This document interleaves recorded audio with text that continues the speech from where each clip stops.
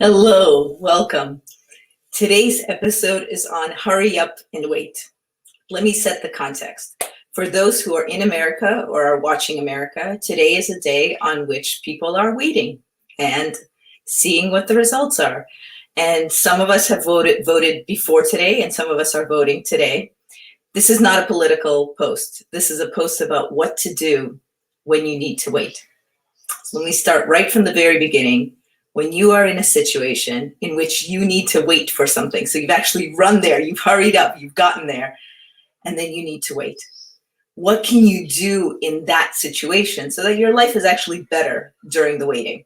So I'm going to give you 4 things to do. They happen to spell out the word wait, and I'm going to give you a few stories about why it might be effective for you to do this. Waiting is not fun, but here are some things that you can do if you're waiting. So if you're in a situation in which you're waiting, you can walk, you can aimlessly think, you can focus on the important things and prioritize, and you can tie your shoes. And I'll tell you what I mean by that one. So context. We are in a situation in which we might be waiting. Suppose you're in a situation in which you're waiting for an answer for somebody. I'll give you an example of somebody who I think did things pretty fabulously.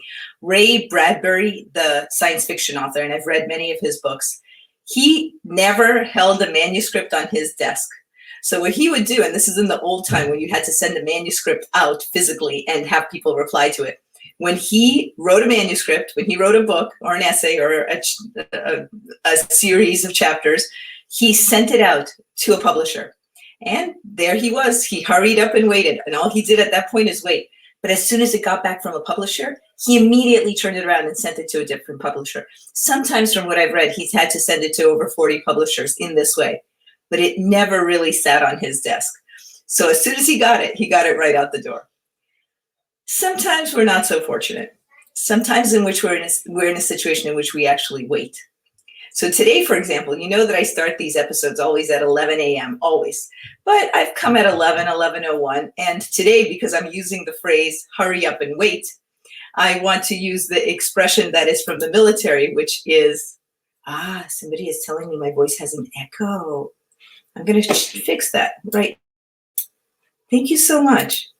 Let me know if it still has an echo after I do this. That was really, really helpful. Thank you so much. Let me know if the echo is gone. I should have looked at that a minute ago. So today I started actually just a little bit before 11, because just like the expression hurry up and wait comes from the military is what I've heard. So everybody rushes into place, but say there are 100 people or 1,000 people. They need to put in a little buffer, like a half hour or an hour to make sure everyone's there. And then the person who's in charge of getting them there puts in another buffer of a half hour. So basically there are experiences where people get up at 4 a.m. to make a 10 a.m. flight. I don't know if this is true. I haven't been in the military, but there is this expression, and it tends to have its origins in the military of hurry up and wait. And I do know this because we've worked with different parts of the Air Force, and I do know this expression, which I love. If you're 15 minutes early to a meeting, then you're on time. If you're on time, then you're late. And so having that in my thoughts, I actually got on early. I showed you that beautiful 30-second thing, but just to make it early and make sure that we're here. So here are things that you can do if you're in a situation in which you need to wait for someone else. And why am I suggesting these to you? So that you have some calmness, so you have some things to do that actually help your body and help your mind while you're waiting. So let's get right into them. Let's do all 4. And then I encourage you to go out and do them, especially item number 1.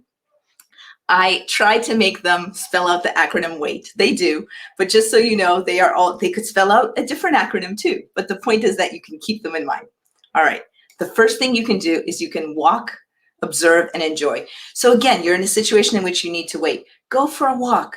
Actually observe things around you. Enjoy some things in your surroundings, whether outdoors, indoors. But if you need to wait anyway, you could be, I'm on my phone, I'm looking up other things, I'm getting myself even more psyched out. Or you could say, hey, I'm in a moment in which I can go out and walk. I can just look around. I never have time to do that. Why don't I do that? So that's item number 1. Item number 2 is aimlessly think. What I mean by this is We never have time to daydream, to dream, to virtually plan for things that may or may not happen, but to actually imagine what the world could be like other than small snippets that we give ourselves in general. So what if you were to aimlessly think? And maybe you even combine these two. Maybe you go for a walk and you aimlessly think. So that's WA of our wait. And then I actually think this one's really important, even though it's called important. We don't often give ourselves that space to prioritize. When we as a company coach executives and leaders, one of the biggest benefits they say they have is they have this additional time to prioritize. It's like they're given this 30,000 foot view when they have regular meetings with us as executive coaches. So when you have this time during which you're not quite sure what's going to happen, perhaps look at what's important to you. What do you want to drop out of your life? What do you want to add back in? A little bit of informal prioritizing and planning. So now we've got walk, aimlessly think, consider something that's important and prioritize things. And now tie your shoes. It actually spells ties. Sorry about that. This is what happens with a live program. Tie your shoes. This is about regrouping and doing your own self-care. I just wanted something that fit with the T in wait. Practically, I'm telling you the truth. We have WAIT. Tie your shoes is about focusing on what you need to do to regroup. And for everybody, that's different. For you, it might be doing 5 push-ups. For you, it might be sitting still. For you, it might be texting someone who's important to you. What do you need to do to regroup? Because now you've got this little bit of time that you may not have planned something for because it's unexpected, unplanned time. So with that, I invite you today, or on any day in which you need to hurry up and wait, to see how you might walk or observe, how you might aimlessly think and even daydream a little bit about what could be, how you could prioritize and focus on the important, and how you could tie your shoes or regroup to yourself. Thanks for being with us. We look forward to seeing you the rest of this week.